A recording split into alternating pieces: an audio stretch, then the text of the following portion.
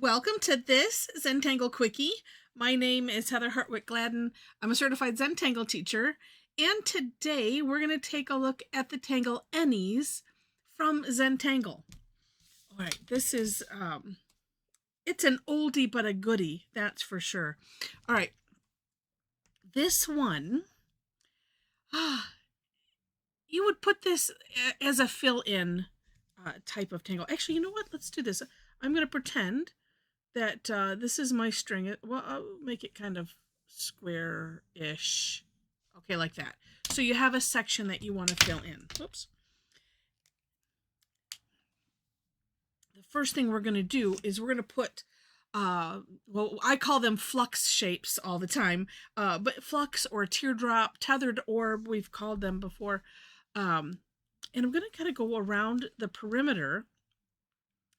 And so like this. And then having them, jot in however we want. Like so. And just kind of hanging around the outside. You can do them however you want.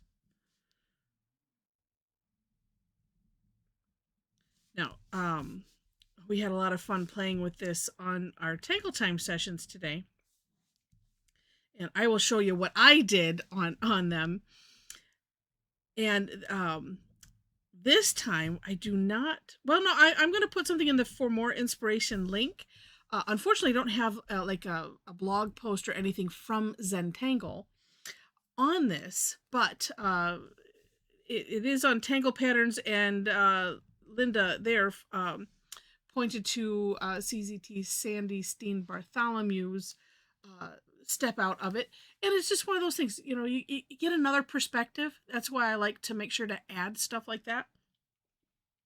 And then if you, well, I'll mention about the class a little later. All right, so once you have your perimeter set, then we're going to do an aura.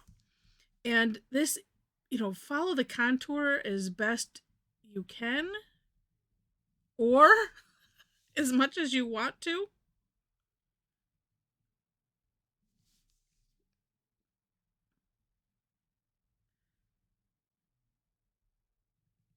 This one does have a really neat effect.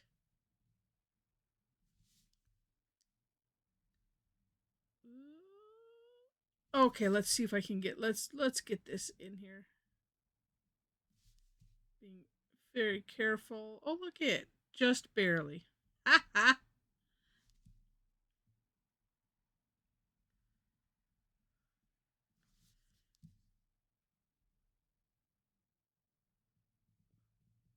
All right. I did not mention, but you could see putting the flux shapes kind of having a bit of separation. Again, it still is, it's up to you however you want to do it, but leaving a gap kind of allows you to go in with your aura towards that string line.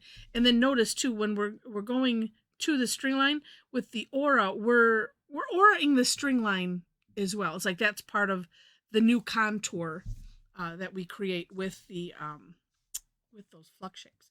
Okay, then it's as we called it, it's Orbapalooza after that. So we're going to fill this with orbs or tipple. And one of the things that I like to do, because I like to try to have things be random and not look like, oh, I'm going to fill in and have a single line that goes all the way around and then make it look, contrived.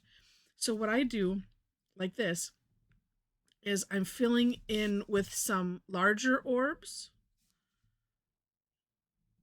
randomly, as random as I can get.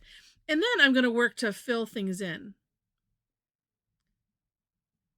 And it is, this, me personally, I like the idea of having different size orbs. And I am going to fill in the gaps, or I'm still working on this word, interstices, as I go, because I know when I was working earlier, I'm like, oh, okay, I can't even see what's a gap and what's just a very, very small orb. All right. And of course, you can work either way. And this This is one of those, yes, it takes a while. And depending on how big of a section you have. But the thing with Zentangle is, we're doing repetitive patterns so that way, we can have that meditative benefit from it. So anything that's repetitive like this is good. And, I forgot what I was going to say. Anyway, never mind. It's one of those kind of days. But it's fun because you can lose yourself in it. Maybe think that's where I was going. And not have to think. You just have to think, okay, how do I want to squish an orb into here? How do I want to squish an orb into there? And two, if you try to make them maybe bigger than you think, that's always good.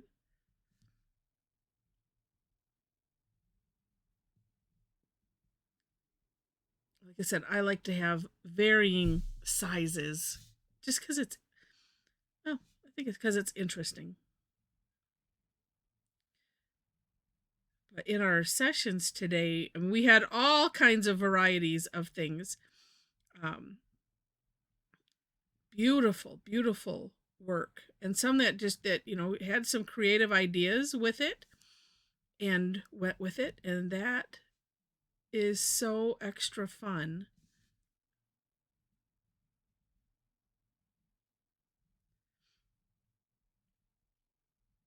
And if you'd like to see that information and see our results, do click on the description section, and then below the links to the step outs, you will find my Linktree link. And there, if you go to my website and follow my blog, when I get the recap posted, you will see it because that's how it comes out. When I get the replays for the classes done, you will see that as well.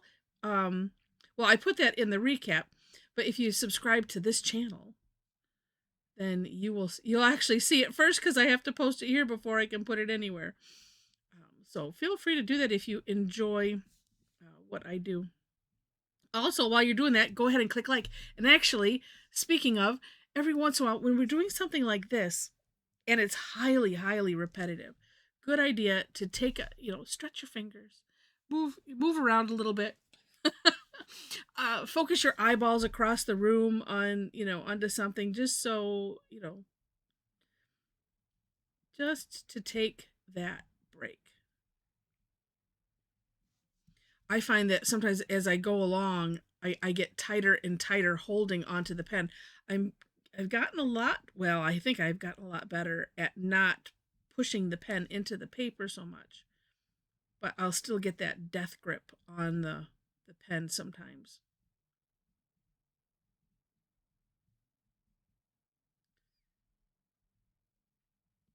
All right, and when we get to the shading, that is what is amazing. I just think it's a really neat. I think it's a neat tangle. It kind of has that paisley feel to it, and I suppose because it's your tangle and you can play with it however you wish, you could probably decorate those up, maybe make them a little bit more curvy, like you might see a paisley, right? And there is one, I don't is it by Zentangle? It might be by somebody else, I'm not remembering all of a sudden. And I think that we've done it called Paisley, and it definitely is more inspired by paisley, but this makes me think of it because of the way the shapes are. Oh, look it, surprise, surprise, I'm done. Okay, I got a couple other gaps to fill in. Okay, now let's do some shading. So what we're going to do is shade. So it's the perimeter of the orb section. So where you aura'd, we're going to put graphite all along there.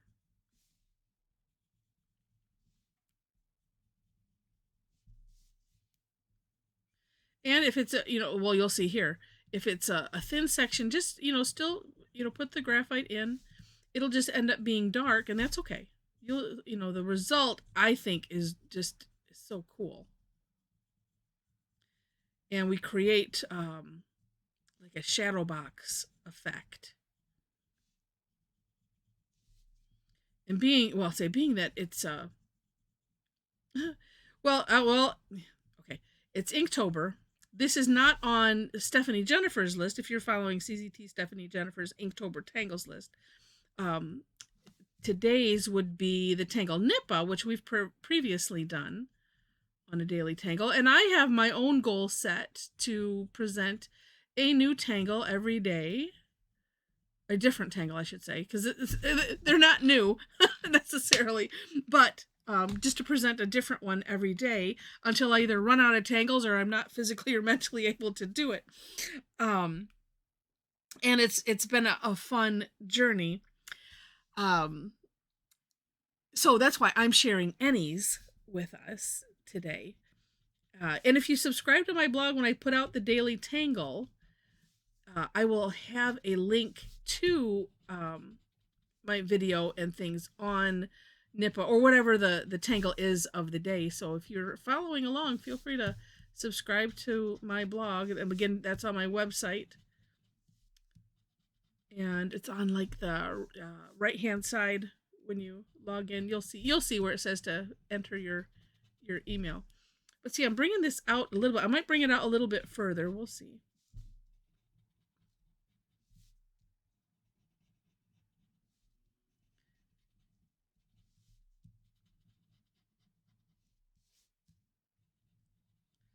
I tend to like to bring it out a certain distance and then look at it and say, oh, okay, now what should we do? But that looks kind of neat. And you see how it all of a sudden, that whole orb section has now sunk down below, the outside. Now, what to do with that outside? Because if I would probably have other tangles. You know what I think I'm going to do? Let's blur this to the outside. I'm feeling like it's needing something.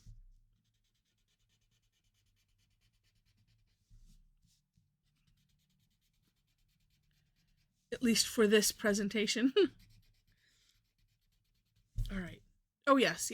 So then it ends up kind of looking like as if the flux shapes are cut out and put on top of the orbs. It just gives it such a neat 3D effect. And like I said, I'm sure this is not an original thought, calling it the